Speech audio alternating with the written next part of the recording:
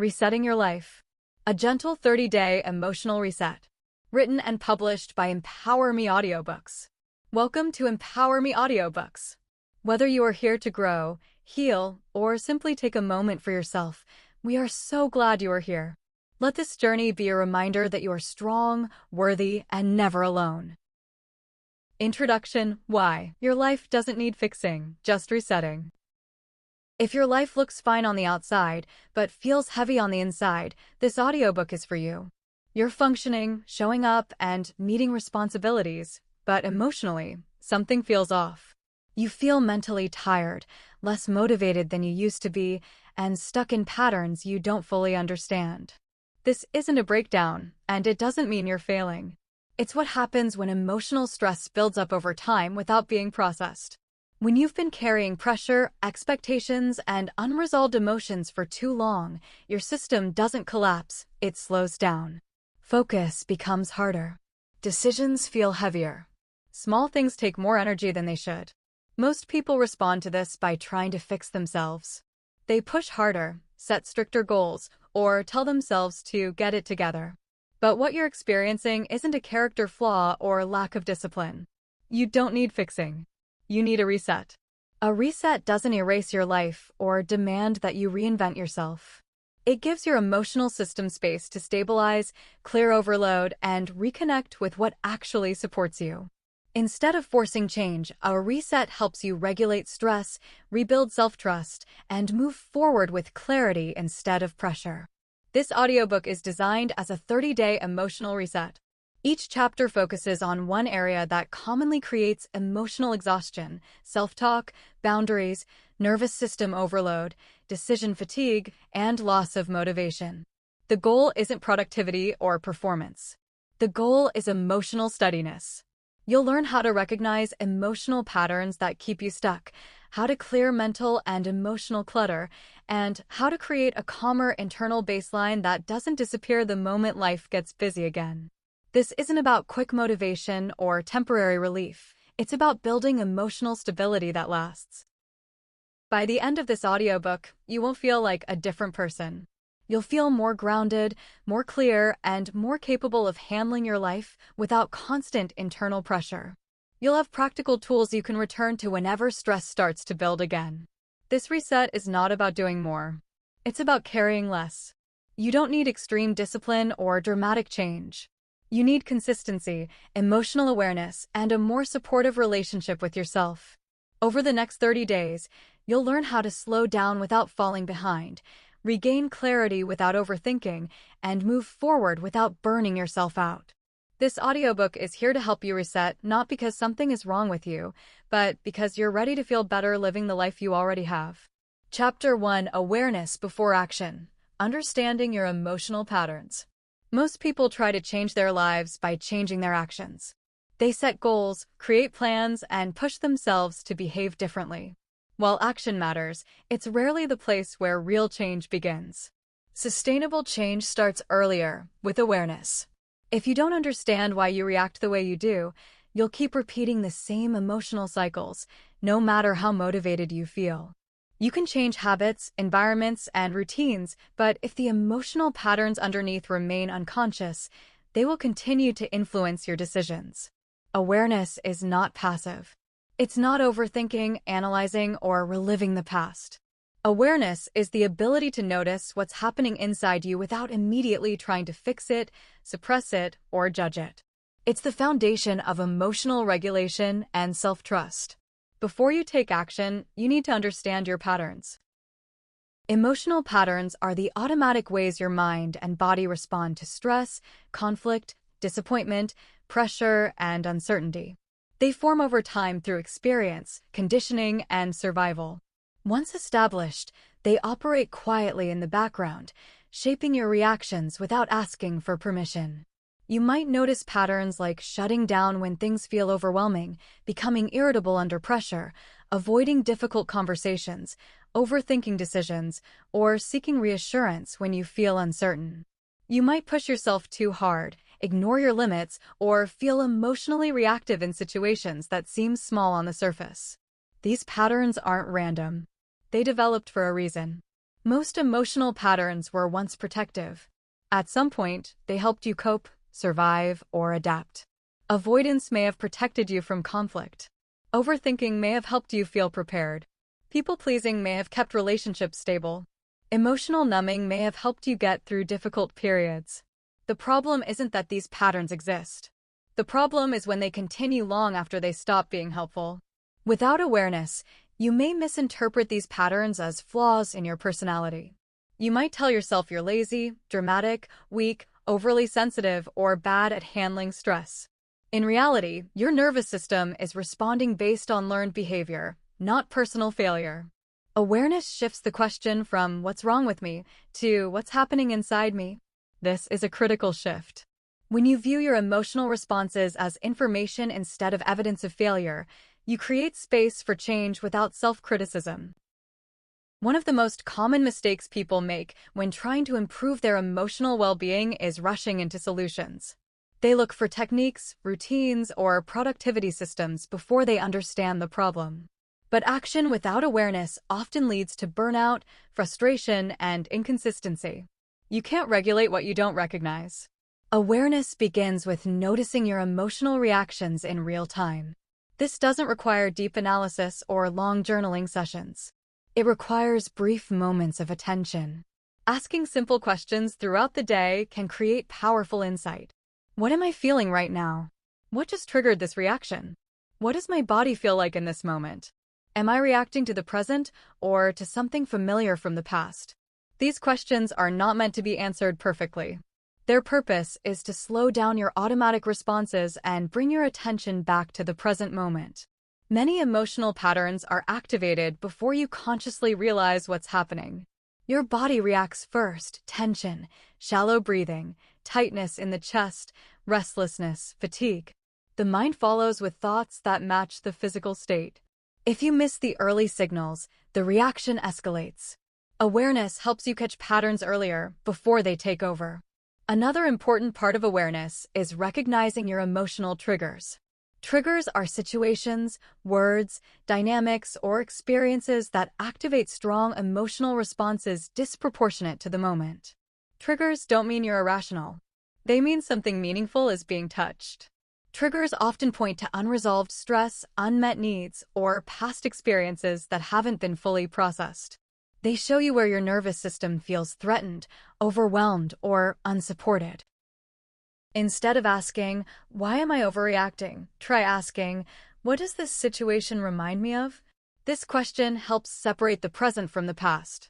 It allows you to see when your reaction is influenced by earlier experiences rather than the current moment alone.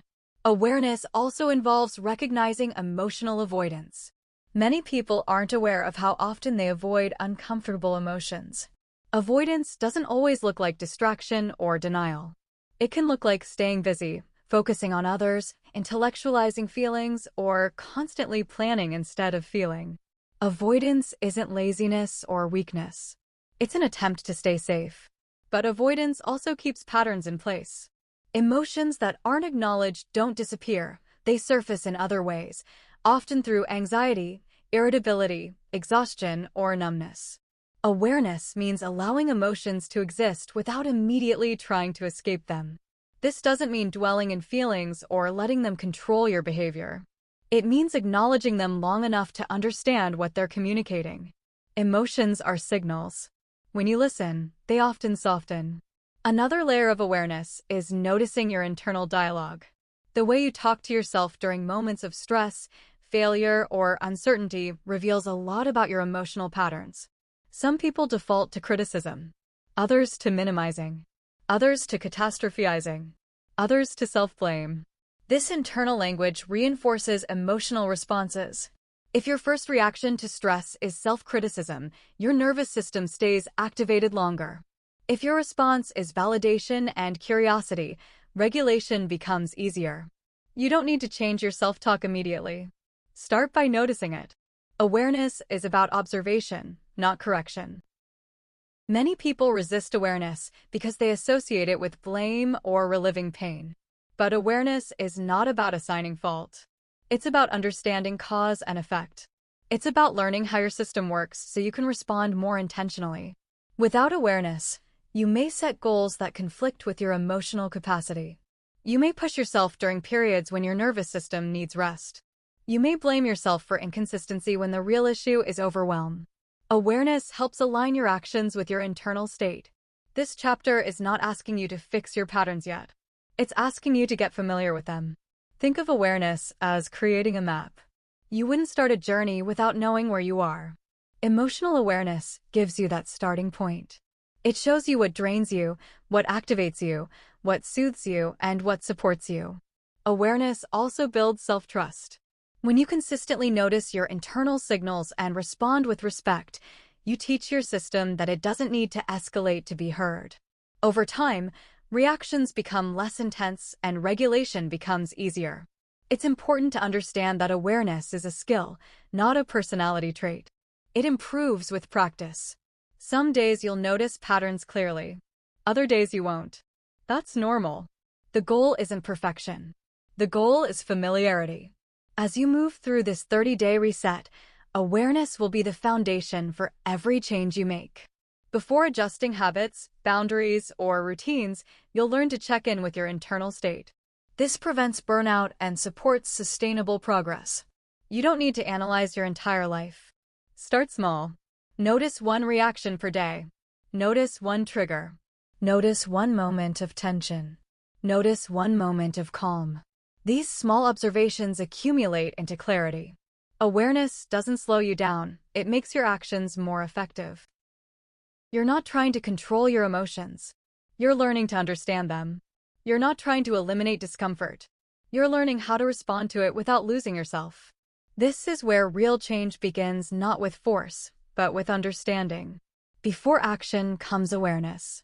And awareness gives you the power to reset your life with intention instead of pressure. In the next chapter, you'll begin the process of clearing emotional clutter, letting go of what drains your energy so there's room for clarity, motivation, and calm to return. Chapter 2: Clearing Emotional Clutter, Letting Go of What Drains You. Once you begin developing awareness of your emotional patterns, something becomes clear very quickly. Much of your exhaustion isn't coming from what you're doing, it's coming from what you're carrying. Emotional clutter is anything that takes up mental or emotional energy without adding value, clarity, or support to your life. It includes unresolved resentment, unspoken expectations, guilt, outdated identities, mental replaying of the past, and obligations that no longer align with who you are. Emotional clutter builds gradually. You don't notice it accumulating until you feel overwhelmed, numb, or depleted. Most people try to fix emotional exhaustion by resting more or becoming more productive. While rest and structure matter, they don't address the underlying issue if emotional clutter remains untouched. You can't rest effectively when your mind is overloaded. You can't feel motivated when your emotional bandwidth is constantly being drained. Clearing emotional clutter isn't about suppressing feelings or forcing positivity. It's about identifying what no longer belongs in your internal space and learning how to release it intentionally. One of the most common forms of emotional clutter is unresolved resentment. Resentment doesn't always feel dramatic. Often, it shows up as irritability, withdrawal, emotional distance, or fatigue around certain people or situations. It builds when your needs go unmet, boundaries are crossed, or expectations are repeatedly ignored. When resentment isn't acknowledged, it doesn't disappear. It turns into emotional tension that quietly drains energy. Many people carry resentment for years without naming it, telling themselves it's not a big deal or that they should just move on. But moving on without processing doesn't create peace, it creates pressure. Clearing resentment begins with honesty. You don't need to confront anyone immediately or relive the past in detail. You need to admit to yourself where resentment exists and why. Awareness alone reduces its intensity. When you understand what you're holding on to, you gain the option to release it or at least stop feeding it. Another major source of emotional clutter is guilt. Guilt often disguises itself as responsibility, but the two are not the same. Responsibility is about ownership of your actions. Guilt is about carrying emotional weight that may not belong to you. People accumulate guilt for saying no, choosing themselves, changing their minds, outgrowing relationships, resting, or not meeting others' expectations. This kind of guilt doesn't lead to growth, it leads to self-suppression. Clearing guilt requires examining whether it's justified or inherited. Ask yourself, am I feeling guilty because I did something wrong or because someone is uncomfortable with my choice? This distinction matters. Many people confuse discomfort in others with wrongdoing in themselves. Another form of emotional clutter comes from mental replaying, repeatedly revisiting past conversations, mistakes, or missed opportunities. This pattern keeps your nervous system activated and your attention anchored in the past. Mental replaying is often an attempt to gain control or closure, but it rarely provides either. The mind replays what hasn't been processed emotionally. Clearing this clutter doesn't require forcing your thoughts to stop. It requires completing the emotional loop. That might mean acknowledging regret, disappointment, grief, or anger without trying to resolve it immediately. When emotions are recognized and allowed, the mind gradually releases its grip. Outdated identities also contribute to emotional clutter. These are beliefs about who you are that no longer reflect your current values, needs, or capacity. You might still see yourself as the person who has to overachieve, please others, stay strong, or never ask for help, even if that identity is no longer sustainable.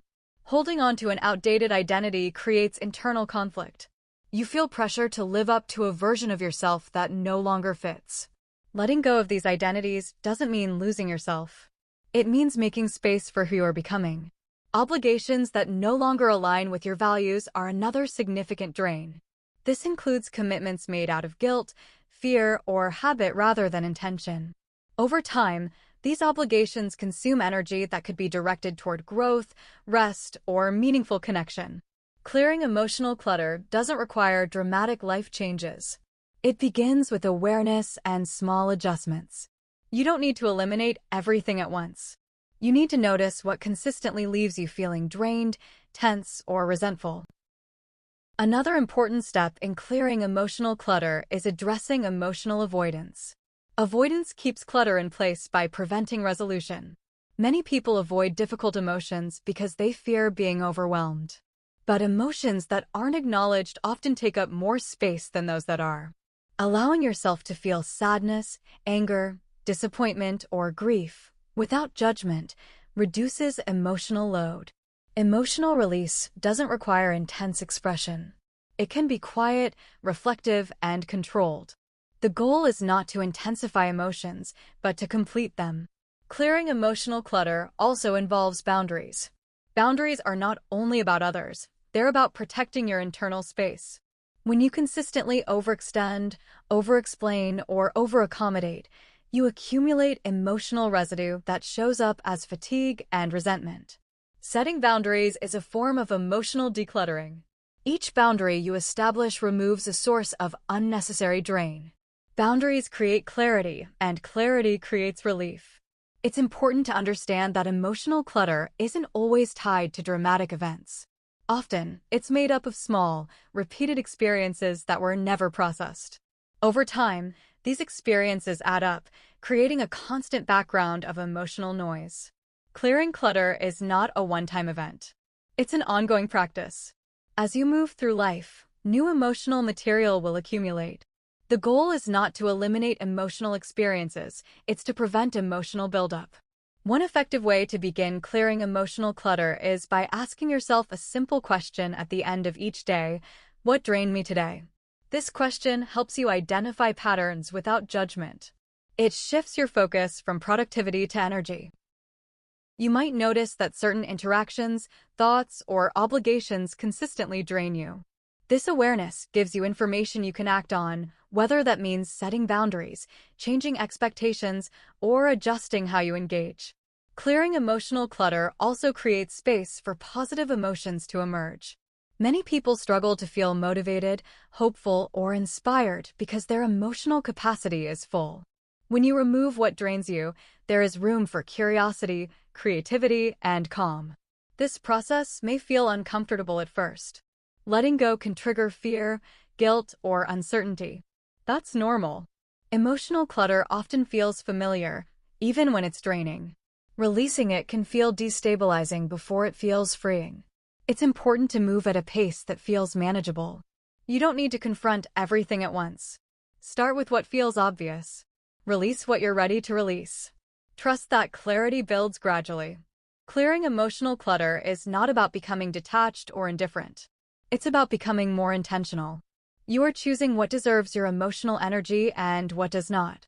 As you continue this reset, you'll likely notice moments of lightness, even before making major changes. That's a sign that your system is responding to relief. When emotional clutter decreases, regulation becomes easier.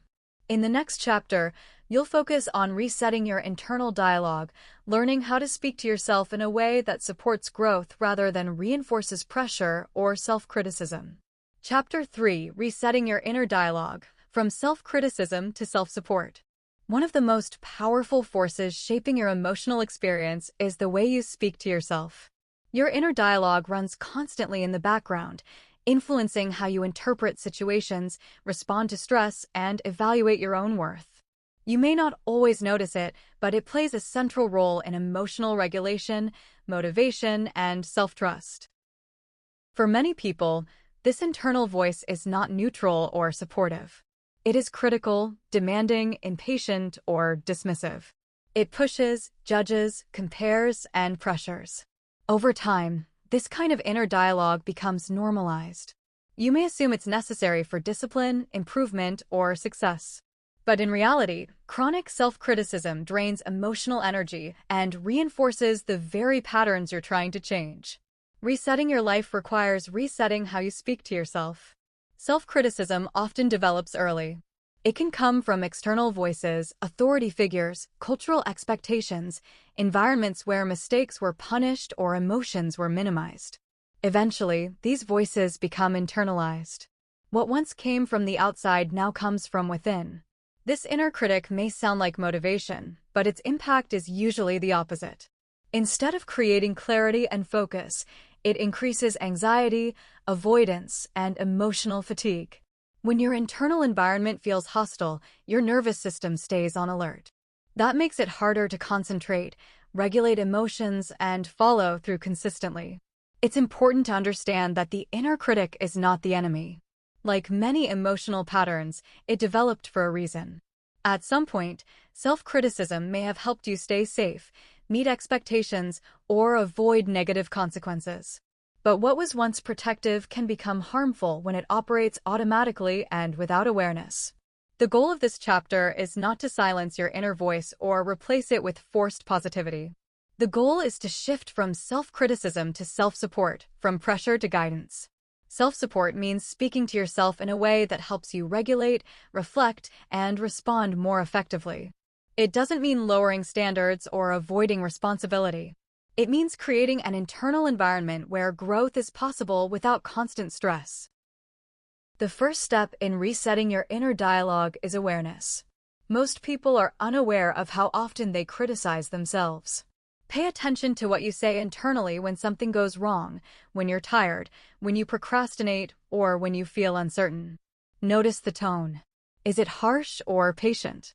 Demanding or understanding? Dismissive or curious? You don't need to correct anything yet. Simply notice. Awareness alone often softens intensity. The second step is understanding impact. Ask yourself how your inner dialogue affects your emotional state. Does it help you feel focused, or does it make you tense? Does it motivate you, or does it lead to shutdown and avoidance? Many people believe they need self-criticism to function. But if it were effective, it would have produced lasting results by now. If your current inner dialogue leads to burnout, inconsistency, or self-doubt, it's not working, regardless of how familiar it feels. Resetting your inner dialogue involves changing the function of your internal voice. Instead of using it to punish or pressure yourself, you begin using it to guide and support yourself.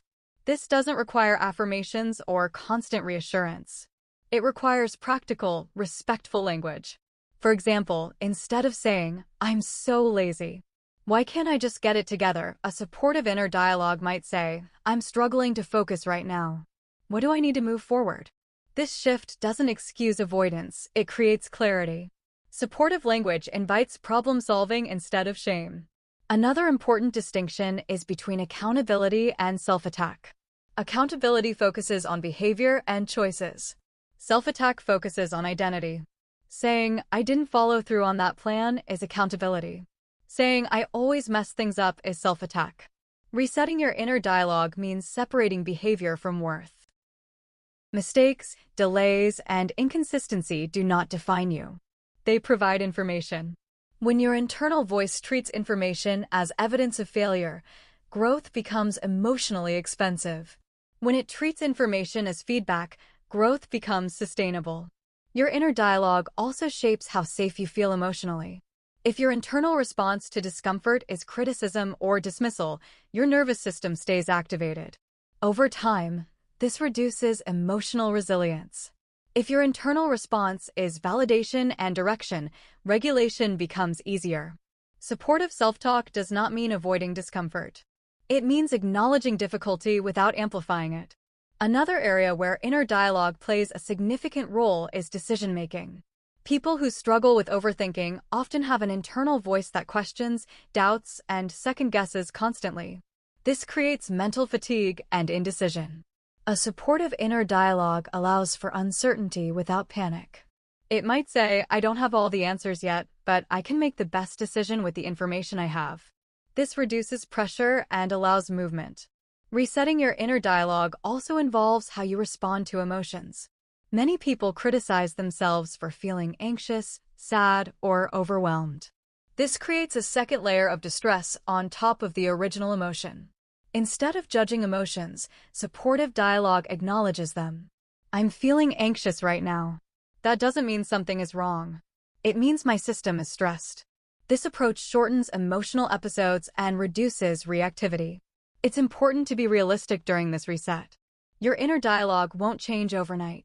Patterns that have existed for years take time to soften.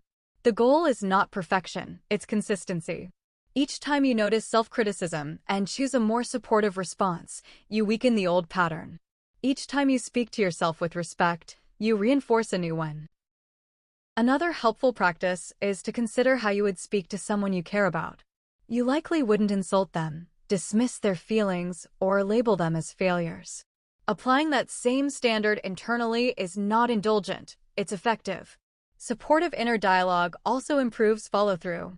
When people feel emotionally safe, they are more likely to take risks, try again after setbacks, and stay engaged with goals. Fear-based motivation may create short bursts of action, but it rarely creates long-term change. Resetting your inner dialogue creates internal stability. Stability allows progress without burnout. It's also worth noting that supportive self-talk does not mean you never challenge yourself. It means you challenge yourself without hostility. You can encourage growth while remaining compassionate. For example, "This is uncomfortable, but I can handle it." Or, "I don't feel motivated, but I can still take one small step." This kind of language builds self-trust. Over time, you begin to believe yourself when you say you'll show up, because you no longer associate effort with punishment. As you continue this reset, pay attention to moments when your inner dialogue shifts naturally. Notice when you respond with patience instead of criticism. These moments are signs of progress. Resetting your inner dialogue doesn't mean eliminating the inner critic entirely. It means reducing its authority. You learn to hear it without letting it control your behavior or self-perception. The goal is not silence, it's balance. In the next chapter, you'll focus on regulating your nervous system, learning how to create calm internally so emotional responses don't escalate automatically. This will support the changes you're making in how you speak to yourself and respond to stress. For now, remember this: the way you speak to yourself sets the tone for everything else. Changing that tone is one of the most effective ways to reset your emotional life. Chapter 4: Regulating your nervous system. Creating calm from the inside.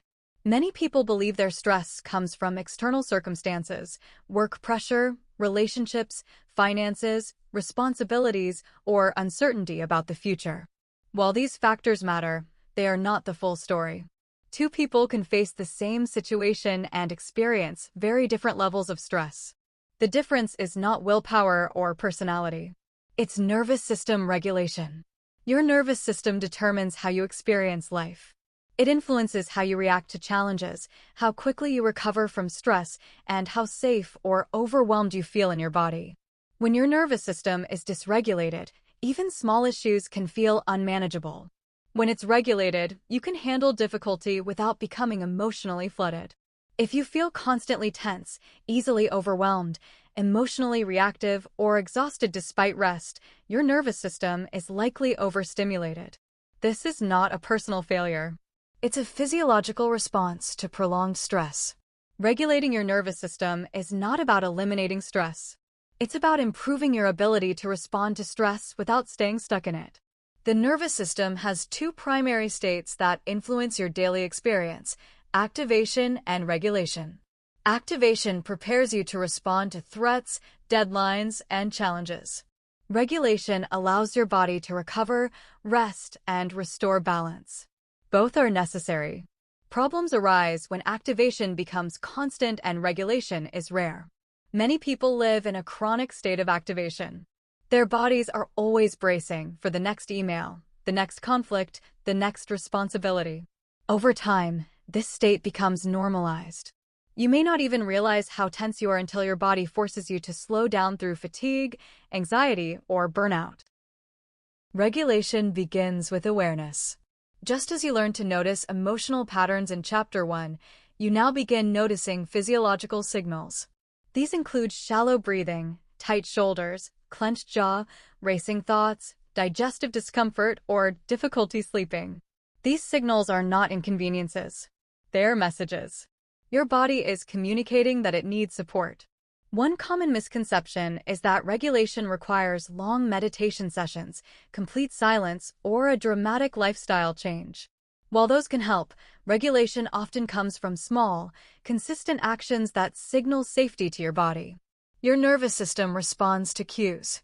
When it receives cues of safety, it shifts toward calm. When it receives cues of threat, it stays activated. The goal is not to force relaxation, but to offer enough safety cues that your system naturally settles. Breathing is one of the most direct ways to influence your nervous system. When you breathe slowly and deeply, especially with longer exhales, you signal to your body that the threat has passed. You don't need a specific technique. Even a few intentional breaths can interrupt stress patterns. Another powerful regulation tool is physical grounding. This includes placing your feet firmly on the floor, noticing physical sensations, or engaging in gentle movement. Grounding brings your attention out of racing thoughts and back into the present moment.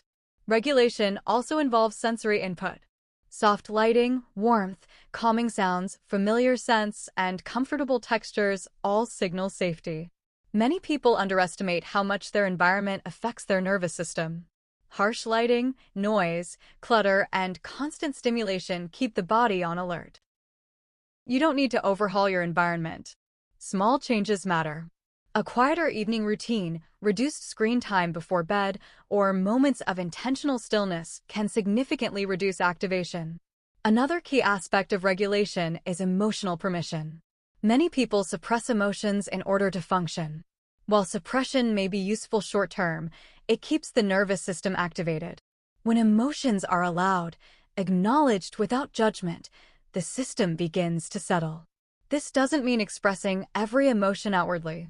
It means internally recognizing what you feel without resisting it. Resistance creates tension.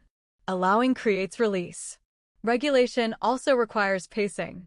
Many people push themselves through fatigue, stress, and overwhelm without pause. They wait for motivation or energy to return on its own. But without intentional regulation, energy remains depleted. Pacing means adjusting expectations based on your current capacity. It means recognizing when your system needs rest rather than more effort. This is not avoidance. It's strategic self-management. One of the biggest barriers to regulation is guilt. People feel guilty for resting, slowing down, or saying no. This guilt activates the nervous system, undoing the benefits of rest. Regulation requires permission to pause without self-judgment. Another important factor is predictability. Your nervous system feels safer when it knows what to expect. Simple routines, consistent sleep and meal times, and predictable transitions help reduce stress. You don't need a rigid schedule, you need rhythm. Regulation is also influenced by your internal dialogue. As you learned in Chapter 3, harsh self-talk keeps your system on edge. Supportive language creates safety. When your inner voice is calm and respectful, your body responds accordingly. It's important to understand that regulation is not a one-time fix. It's a daily practice. Some days will feel easier than others. Stress will still occur. The difference is how quickly you return to balance. When regulation becomes part of your life, emotional reactions feel less extreme. You recover faster. You feel more present. Decisions become clearer. You're less reactive and more responsive. Another common misconception is that calm means inactivity. Regulation does not remove ambition or drive. It creates a stable foundation for them. A regulated system is more productive, focused, and resilient than an overstimulated one. If you've been living in survival mode for a long time, regulation may feel unfamiliar at first. Calm can feel uncomfortable because your body is used to tension. This is normal. Over time, calm becomes familiar. Be patient with this process. You are retraining your nervous system, not controlling it. One helpful question to ask throughout the day is, what does my body need right now? Sometimes the answer is movement. Sometimes it's rest. Sometimes it's hydration, nourishment, or quiet. Listening to these signals builds self-trust. Regulation also supports emotional boundaries. When your system is calm, you're less likely to absorb others' stress or react impulsively. You can respond thoughtfully instead of automatically. As you continue this reset, remember that calm is not something you earn after completing tasks. It's something you cultivate alongside them. You don't need to wait for life to slow down to feel regulated. You can create moments of calm within your existing life. This chapter is about creating internal safety, not escaping responsibility. When your nervous system feels supported, everything becomes more manageable. In the next chapter, you'll focus on rebuilding self-trust by learning how to keep promises to yourself. Regulation will support that process by providing the emotional stability needed for consistency.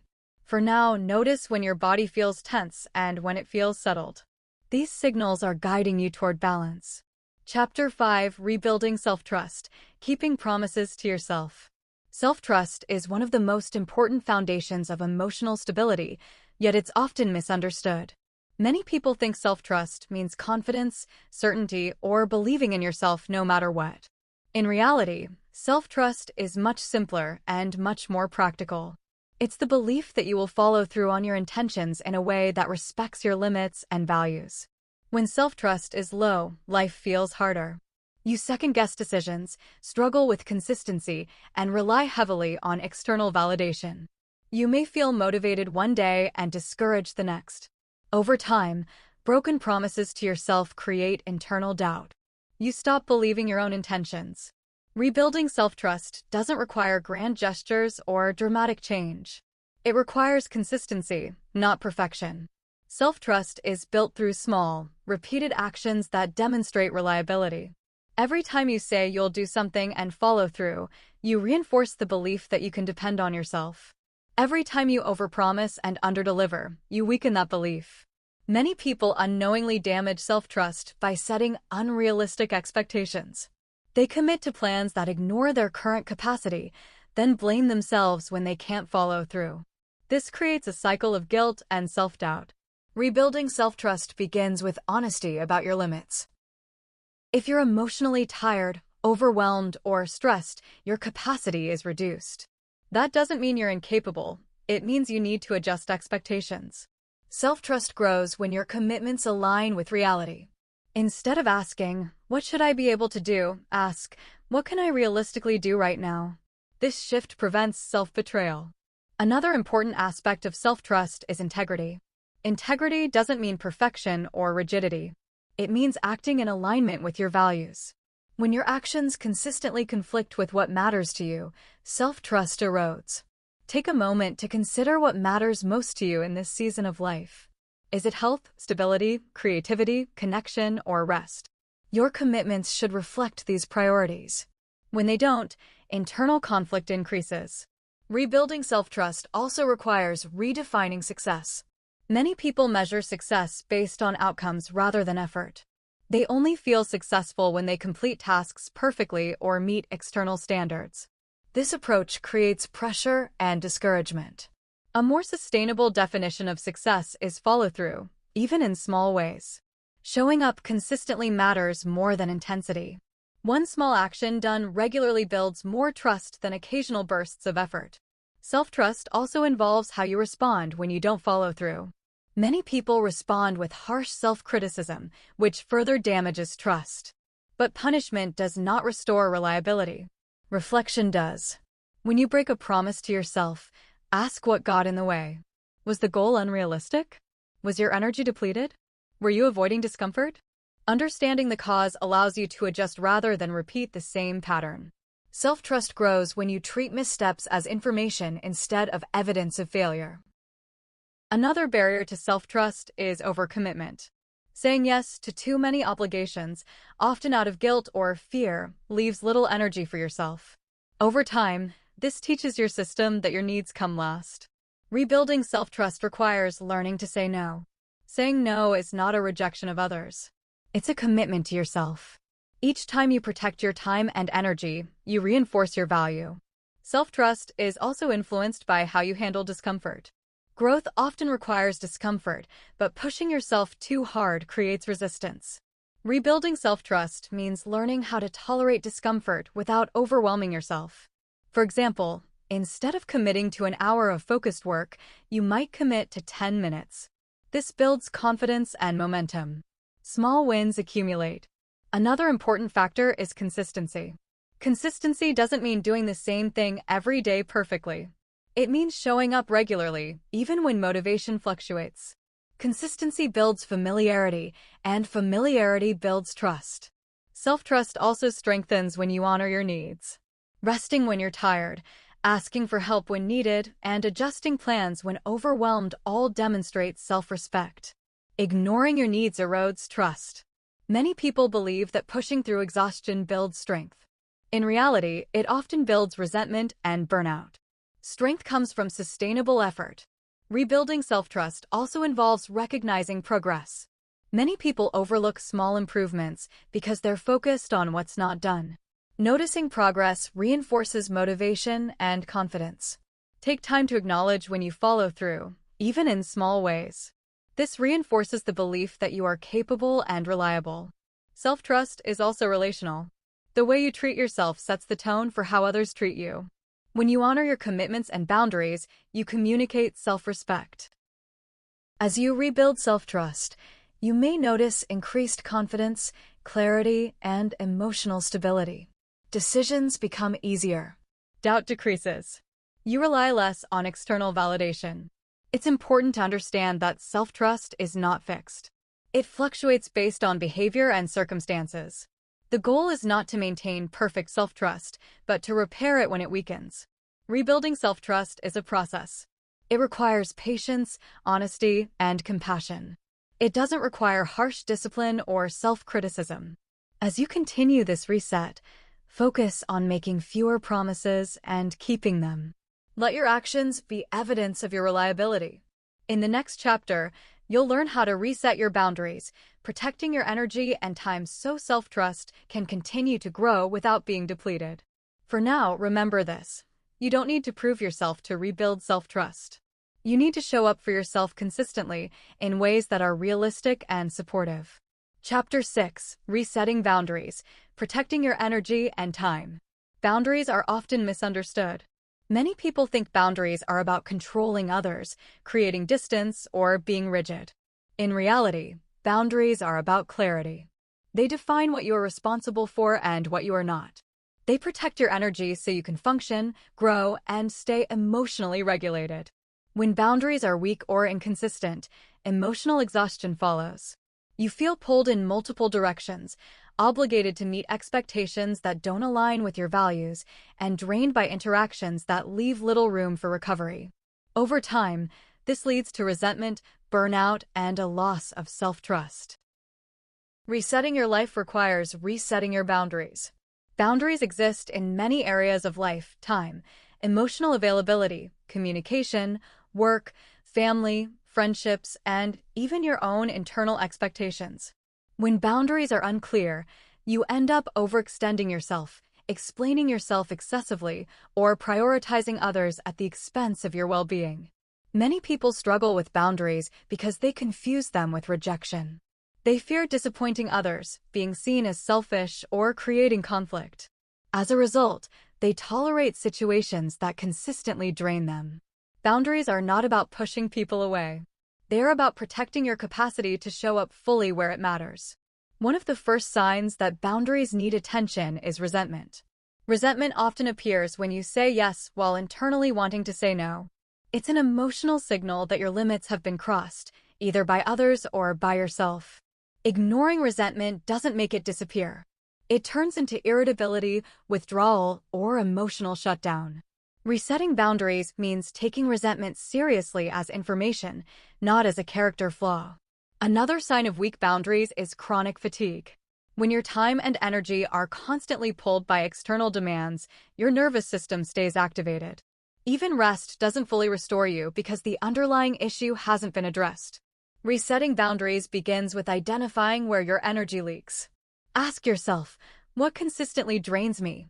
Which interactions leave me tense, exhausted, or frustrated? Where am I overcommitting? These questions are not meant to blame others. They are meant to increase awareness so you can respond intentionally. Boundaries also require honesty. You cannot set effective boundaries if you're not honest with yourself about your limits. Many people set boundaries based on who they think they should be, not who they actually are.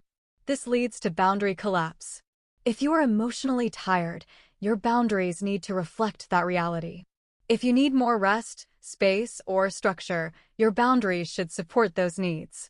Another important aspect of boundaries is communication. Boundaries do not need to be long explanations or emotional justifications. Clear, simple communication is usually enough. Over-explaining often signals discomfort with your own limits. You are not required to convince others that your boundaries are valid. Your boundaries don't need approval to exist. Resetting boundaries also means recognizing internal boundaries. Many people push themselves harder than they would push anyone else. They ignore fatigue, suppress emotions, and dismiss their own needs. This internal boundary violation is just as draining as external ones. Internal boundaries involve honoring your limits, resting when needed, and adjusting expectations based on your capacity. When you consistently ignore your own signals, self-trust erodes. Boundaries also protect emotional space. You are not responsible for managing everyone else's feelings.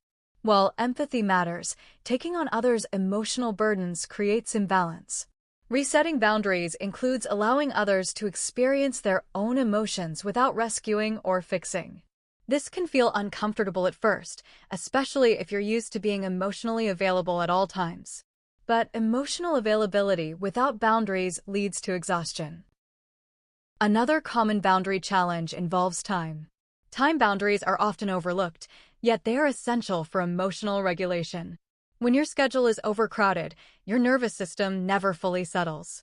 Resetting time boundaries may involve saying no to additional commitments, reducing multitasking, or creating protected time for rest and focus.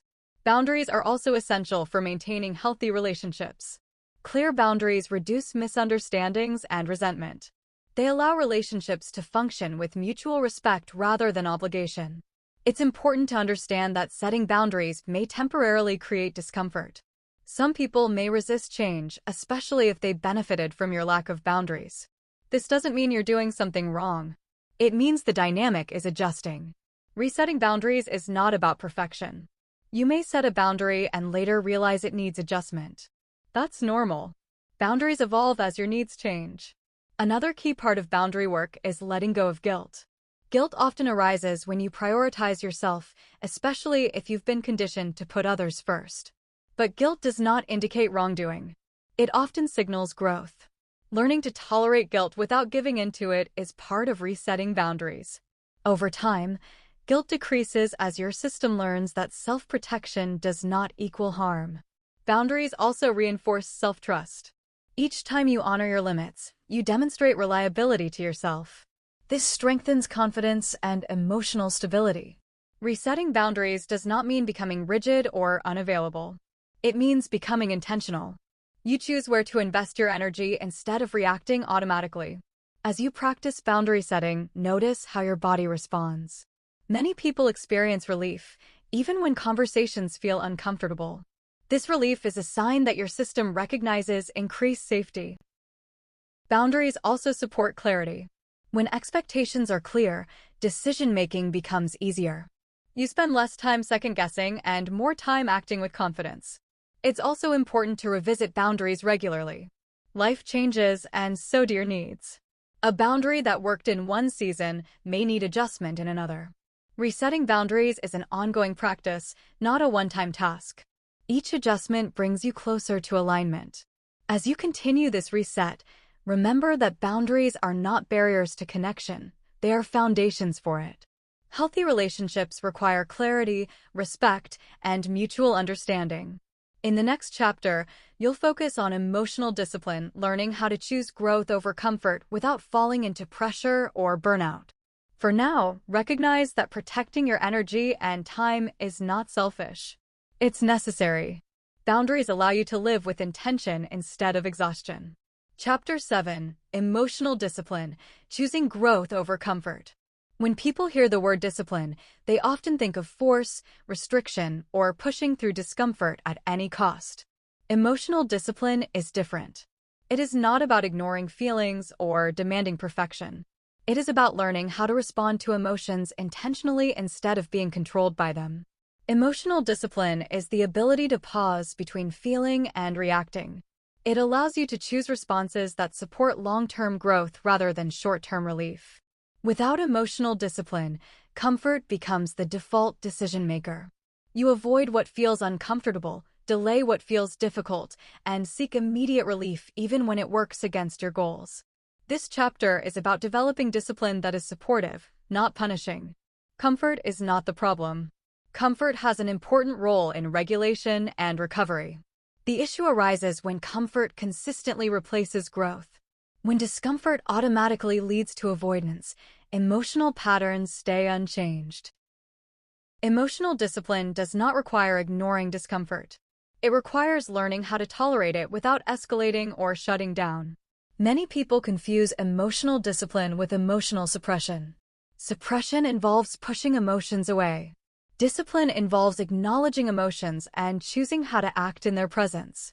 You can feel discomfort and still take a constructive step forward. For example, you can feel anxious and still have a difficult conversation. You can feel unmotivated and still take a small action. You can feel uncertain and still make a decision. Discipline is not about eliminating emotions, it's about not letting them dictate every choice. One reason emotional discipline is difficult is because emotions often feel urgent. Anxiety wants immediate reassurance. Avoidance wants immediate relief. Overthinking wants immediate certainty. These responses feel necessary in the moment, but they often reinforce the pattern that caused the discomfort in the first place. Emotional discipline creates space. It slows down the reaction cycle.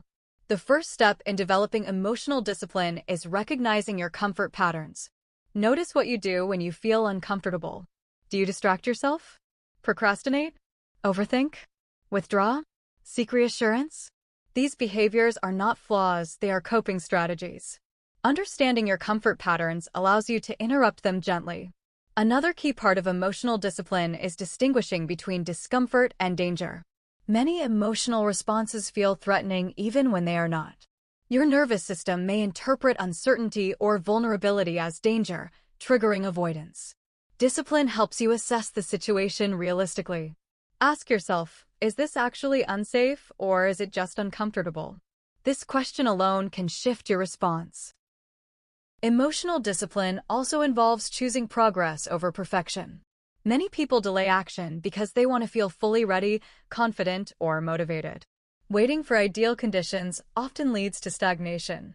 Discipline allows you to act imperfectly. It supports taking small steps rather than waiting for certainty. Progress does not require confidence. Confidence often follows action. Another important aspect of emotional discipline is consistency. Discipline is not about intensity. It's about showing up regularly, even when emotions fluctuate. You don't need to push yourself hard every day. You need to stay engaged. Consistency builds resilience. Each time you choose a growth-oriented response, you strengthen your capacity to handle discomfort. Emotional discipline also includes knowing when to rest. Growth does not mean constant effort. There is a difference between avoidance and recovery. Avoidance prevents growth. Recovery supports it. Discipline helps you recognize the difference. If rest restores energy and clarity, it's supportive. If rest becomes a way to avoid necessary action indefinitely, it reinforces stagnation. This distinction requires honesty, not self-criticism. Another challenge in emotional discipline is managing impulses. Impulses are immediate urges to relieve discomfort. They may involve distraction, numbing, or reassurance seeking. Emotional discipline does not require eliminating impulses. It requires delaying them long enough to choose intentionally. A simple pause can be powerful. When you feel the urge to avoid or react, pause and take a breath. Ask yourself what outcome you want long-term. This pause reduces automatic behavior. Emotional discipline also supports boundaries. It helps you tolerate discomfort that arises when you say no, assert needs, or change patterns. Growth often involves temporary discomfort before long-term relief. Without discipline, guilt or fear may override boundaries. With discipline, you can hold discomfort without abandoning yourself. Another component of emotional discipline is self-compassion. Discipline without compassion becomes punishment. Compassion without discipline becomes avoidance. Sustainable growth requires both. Self-compassion allows you to acknowledge difficulty without judgment. Discipline allows you to move forward anyway. For example, you might say, "This is uncomfortable, and I can still take one step." This approach supports resilience. Emotional discipline also affects how you handle setbacks. Without discipline, setbacks lead to self-criticism or quitting. With discipline, setbacks become information. You adjust and continue. Growth is not linear. Discipline helps you stay engaged during fluctuations. It's also important to recognize that emotional discipline is a skill. It improves with practice. Some days will feel easier than others. Emotional states vary. Discipline provides continuity. You are not failing when discipline feels hard. You are practicing. Another area where emotional discipline matters is decision-making. Indecision often stems from fear of discomfort, fear of making the wrong choice, disappointing others, or facing uncertainty. Discipline helps you make decisions based on values rather than fear. You don't need perfect clarity to move forward. You need enough information and the willingness to adjust. Emotional discipline also reduces emotional exhaustion. When you stop reacting impulsively, you conserve energy. Intentional responses require less recovery than reactive ones. As you continue this reset, notice moments when you choose growth over comfort, even in small ways. These moments accumulate. They change how you experience yourself. Emotional discipline is not about becoming rigid or strict. It's about becoming steady. It's about responding thoughtfully rather than automatically. You don't need to force yourself into change. You need to stay present with discomfort long enough to choose differently. In the next chapter, you'll focus on reconnecting with desire, purpose, and motivation, rebuilding momentum from a place of alignment rather than pressure. For now, remember this. Choosing growth does not require ignoring comfort. It requires deciding when comfort supports you and when it holds you back. Emotional discipline gives you that choice. Chapter 8: Reconnecting with Desire, Purpose, and Motivation. Loss of motivation is often misunderstood. Many people assume it means laziness, lack of ambition, or discipline problems. In reality, motivation usually fades when there is emotional overload, misalignment, or exhaustion. When your system has been under stress for too long, desire goes quiet, not because it's gone, but because it's conserving energy. Reconnecting with motivation is not about forcing yourself to feel inspired. It's about removing the conditions that suppress desire and creating space for it to return naturally. Desire is a signal. It points toward what matters to you, what feels meaningful, and what aligns with your values. When desire disappears, it's often because it has been ignored, overridden, or pressured for too long. Many people lose touch with desire because they live according to expectations rather than alignment. They pursue goals that look good externally but feel draining internally. Over time, this creates emotional disconnection. You may continue functioning, but without enthusiasm or engagement. Reconnecting with desire begins with permission to want what you want without immediately judging it. Desire does not need to be practical, productive, or impressive to be valid. It needs to be acknowledged. Purpose is closely tied to desire, but it's not the same thing. Purpose is not a single calling or long-term mission. It's the sense that your actions are meaningful and aligned with who you are. Purpose can change over time. It adapts to your life circumstances, values, and capacity. Many people feel pressured to define a permanent purpose. This pressure can shut down motivation entirely. When purpose feels overwhelming or unclear, desire retreats. Instead of asking, "What is my purpose?" try asking, "What feels meaningful right now?" Purpose becomes accessible when it's grounded in the present. Motivation is the energy that moves you toward desire and purpose. It's influenced by emotional safety, clarity, and nervous system regulation. When motivation is low, it's often because your system does not feel supported enough to engage. One reason motivation disappears is chronic pressure. When everything feels urgent or demanding, motivation becomes defensive.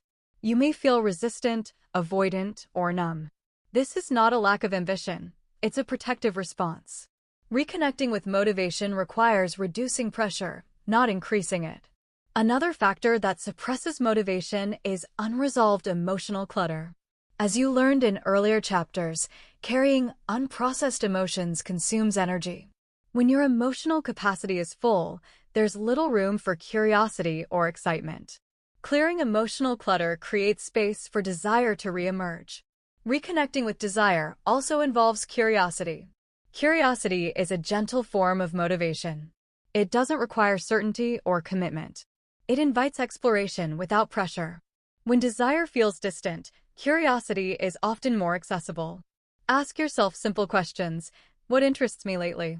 What feels slightly energizing? What do I find myself thinking about without effort? These signals point toward desire without demanding immediate action. Purpose often becomes clearer through action, not introspection.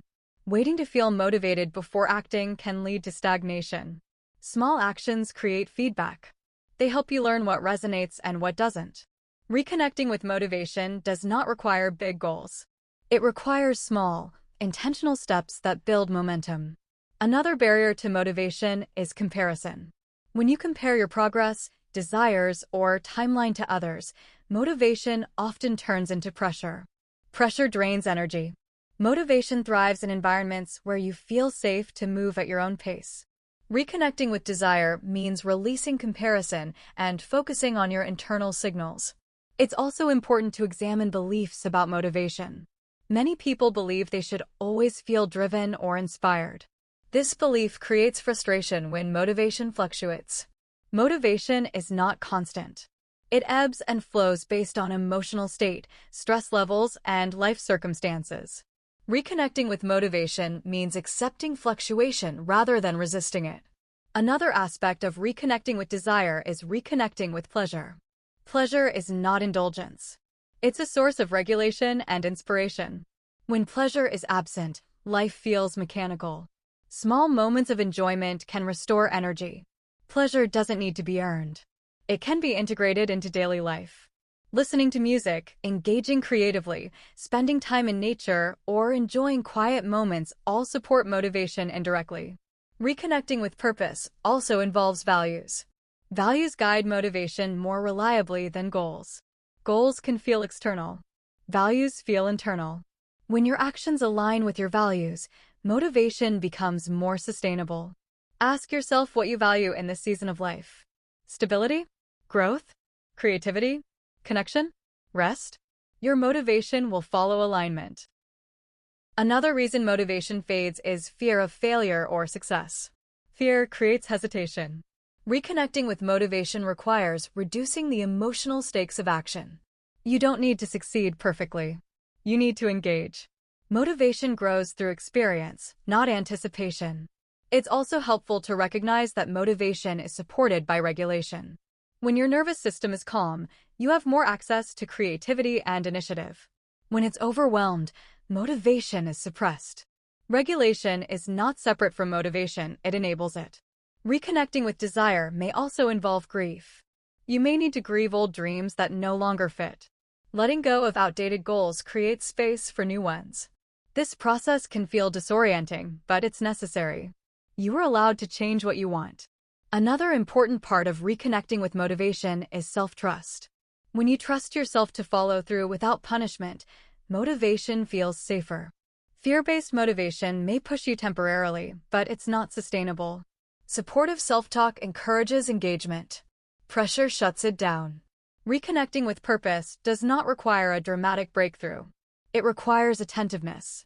Pay attention to what drains you and what energizes you. These signals guide direction. Motivation also benefits from structure. Structure provides support without pressure. Simple routines, clear priorities, and realistic expectations reduce decision fatigue and free up energy. Reconnecting with desire is a gradual process. Some days you may feel engaged. Other days you may feel flat. This does not mean you're regressing. It means you're human. The goal is not constant motivation. The goal is meaningful engagement. As you continue this reset, notice moments of interest, curiosity, or engagement. Follow them gently. You don't need to commit fully, you need to stay open. In the next chapter, you'll focus on becoming a calmer, more grounded version of yourself, integrating everything you've learned so far into a steadier emotional baseline. For now, remember this. Motivation is not something you force. It's something you create the conditions for. When you reduce pressure, clear emotional clutter, regulate your system, and honor your values, desire and purpose have room to return. Chapter 9. Becoming the calm version of yourself. Calm is often misunderstood. Many people think calm means the absence of stress, conflict, or emotion. They assume calm is something you reach once life becomes easier or more predictable. In reality, calm is not a condition created by circumstances. It is a skill built internally. Becoming a calmer version of yourself does not mean becoming passive, detached, or indifferent. It means developing the ability to stay regulated, clear, and grounded even when life is uncertain or demanding. Calm is not a lack of emotion. It is the ability to experience emotion without being overwhelmed by it. Throughout this reset, you've worked on awareness, emotional clarity, self-talk, nervous system regulation, boundaries, discipline, motivation, and alignment. Calm is the result of integrating these skills. It is not something you force, it is something that emerges when your internal systems work together. Many people chase calm by trying to control external variables. They wait for problems to resolve, schedules to clear, or relationships to stabilize. But if calm depended on perfect circumstances, it would be fragile and short-lived. True calm comes from internal steadiness, not external control. Becoming calmer begins with understanding what disrupts your calm. For most people, calm is disrupted by emotional reactivity. Reactivity happens when emotions take over decision-making. You respond automatically rather than intentionally. You say things you regret, avoid what matters, or feel emotionally flooded by situations that don't objectively require that level of response. Reactivity is not immaturity or weakness. It's the nervous system responding to perceived threat. Calm develops as your system learns that not every challenge requires escalation. One of the biggest obstacles to calm is urgency. When everything feels urgent, your nervous system stays activated. Urgency narrows perspective and reduces emotional flexibility. Calm requires learning how to distinguish between what is truly urgent and what feels urgent because of stress. Ask yourself, does this require immediate action or can it wait? This question alone can reduce unnecessary activation. Another barrier to calm is over-identification with thoughts. Many people assume their thoughts are facts.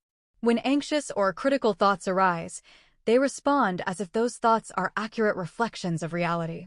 This amplifies stress. Becoming calmer means learning to observe thoughts without automatically believing them. Thoughts are mental events, not commands. You can acknowledge a thought without acting on it. This skill creates emotional distance and clarity. Calm also depends on emotional acceptance. Many people try to calm themselves by resisting emotion, telling themselves they shouldn't feel anxious, upset, or frustrated. Resistance increases tension. Acceptance reduces it. Acceptance does not mean liking or approving of discomfort. It means allowing it to exist without fighting it. When emotions are allowed, they move through more quickly. Another important component of calm is pacing. When you consistently rush, multitask, or overload your schedule, calm becomes inaccessible. Your system never has time to settle. Becoming calmer often requires doing fewer things with more intention. Pacing is not laziness. It's strategic regulation. Calm also grows when you reduce unnecessary decision-making. Decision fatigue increases stress and emotional reactivity. Simplifying routines, prioritizing essentials, and reducing mental clutter all support calm. This doesn't mean avoiding responsibility. It means conserving mental energy so it's available when you need it. Becoming the calm version of yourself also involves changing how you respond to uncertainty. Uncertainty often triggers anxiety because the mind seeks control. Calm develops when you learn to tolerate uncertainty without catastrophizing. You don't need all the answers to feel steady. You need trust in your ability to respond when clarity emerges. Calm is also closely connected to boundaries. When boundaries are weak, you absorb stress that isn't yours. You take responsibility for others' emotions, expectations, and reactions. This keeps your system activated. Clear boundaries create emotional space. They reduce unnecessary stimulation and support regulation. Another key aspect of calm is recovery. Many people underestimate the importance of recovery time. They move from one task to another without pause. Calm requires moments of transition, brief pauses that allow your system to reset. Recovery doesn't need to be long. Even short breaks can significantly reduce activation. Becoming calmer also involves realistic expectations. Unrealistic expectations create constant dissatisfaction and pressure. Calm emerges when expectations align with reality. Ask yourself, what is reasonable right now? Adjusting expectations is not giving up, it's adapting. Calm also strengthens when you stop personalizing everything. Not every interaction, delay, or outcome is about you. Taking things less personally reduces emotional load and increases resilience. Another important factor is self-trust. When you trust yourself to handle challenges, your nervous system doesn't need to stay on high alert. Self-trust allows you to relax into uncertainty.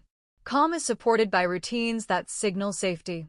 Predictable rhythms, consistent sleep, nourishment, and movement help regulate your system. You don't need rigid structure, you need supportive patterns.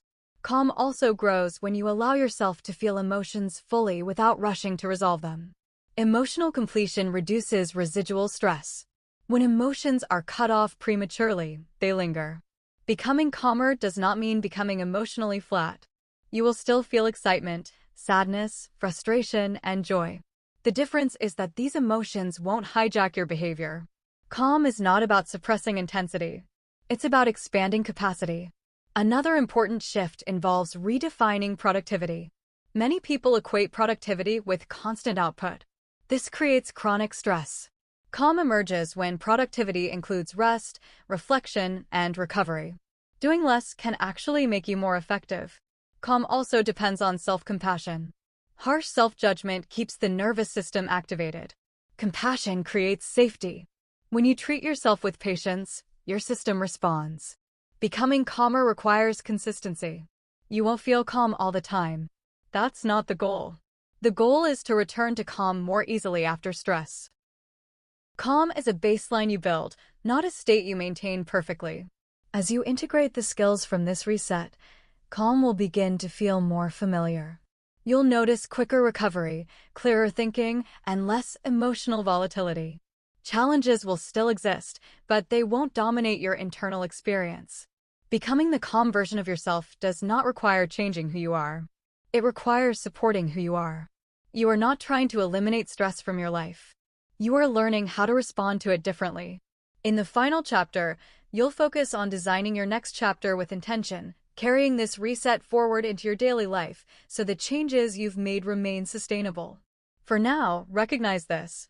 Calm is not something you wait for. It's something you practice. And with each intentional response, you are becoming steadier, clearer, and more grounded. Chapter 10: Designing Your Next Chapter with Intention. By this point in your reset, something important has shifted. You may not feel dramatically different every day, but you likely feel steadier. You understand your emotional patterns better. You recognize what drains you. You speak to yourself more supportively. You regulate stress more effectively.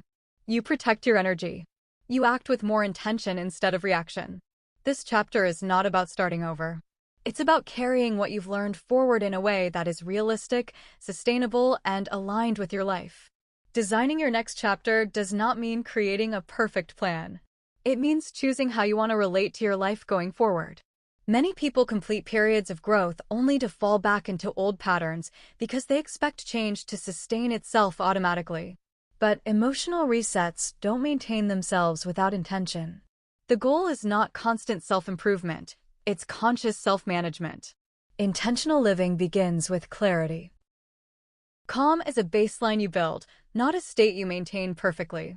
As you integrate the skills from this reset, calm will begin to feel more familiar. You'll notice quicker recovery, clearer thinking, and less emotional volatility.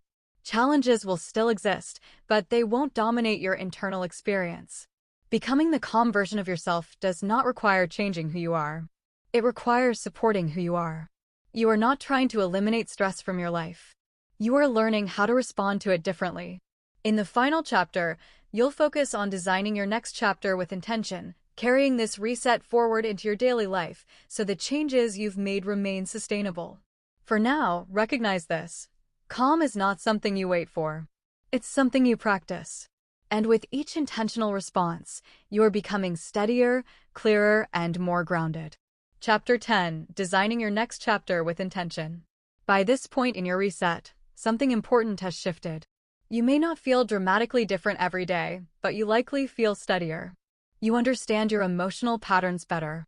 You recognize what drains you. You speak to yourself more supportively.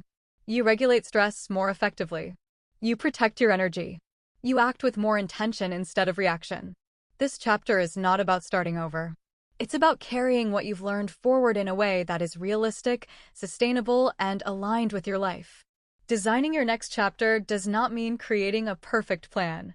It means choosing how you want to relate to your life going forward. Many people complete periods of growth only to fall back into old patterns because they expect change to sustain itself automatically. But emotional resets don't maintain themselves without intention. The goal is not constant self-improvement, it's conscious self-management. Intentional living begins with clarity. You now have a clearer understanding of what supports you and what doesn't. Designing your next chapter means making choices based on that awareness, even when it feels uncomfortable or unfamiliar. Intentionality does not require dramatic changes. In fact, it often works best through small adjustments. Large overhauls can feel motivating initially, but are difficult to maintain. Small, consistent choices build stability. One of the first steps in designing your next chapter is deciding what you will no longer carry forward. This includes emotional patterns, obligations, expectations, and habits that drain you. Letting go is not about rejection, it's about selection. You are choosing what deserves your energy. Another important step is deciding what you want more of. More calm, more clarity, more rest, more honesty, more alignment. These are not vague desires, they're emotional priorities. When your priorities are clear, decisions become easier. Designing your next chapter also means accepting that discomfort will still exist. Growth does not eliminate difficulty. It changes how you respond to it. The goal is not to avoid stress entirely, but to meet it with regulation and clarity. You will still face uncertainty. You will still experience emotional fluctuations. You will still have days where motivation is low.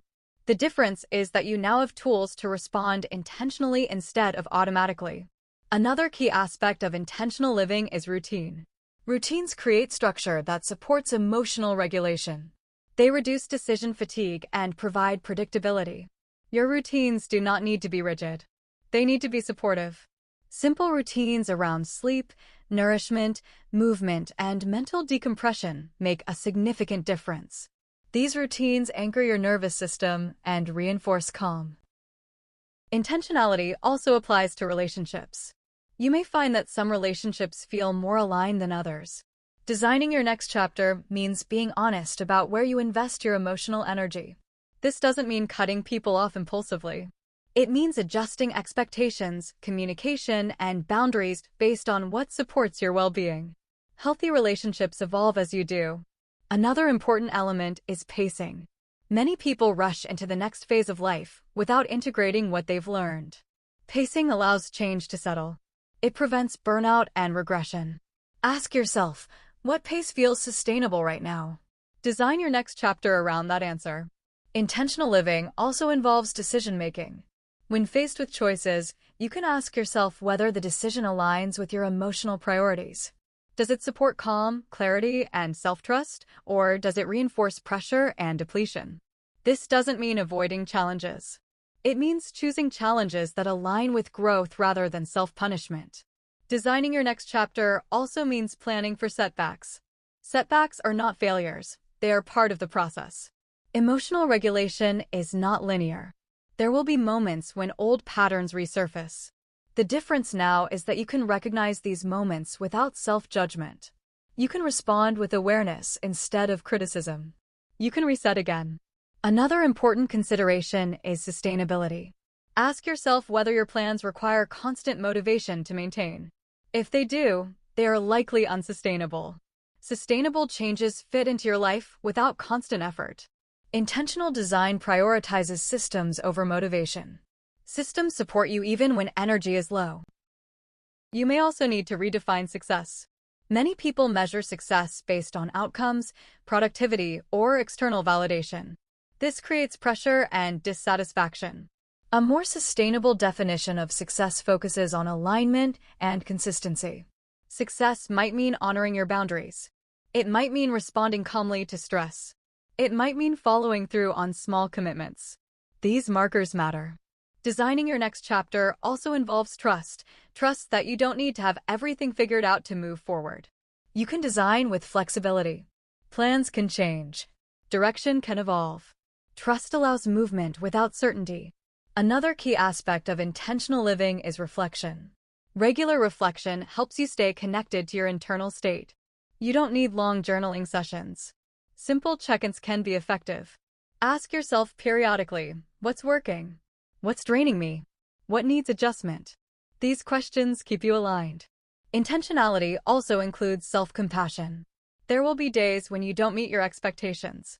Responding with understanding rather than criticism keeps you engaged. Designing your next chapter is not about becoming a better version of yourself. It's about becoming a more supported version of yourself. You are not starting from zero. You are building on what you've learned.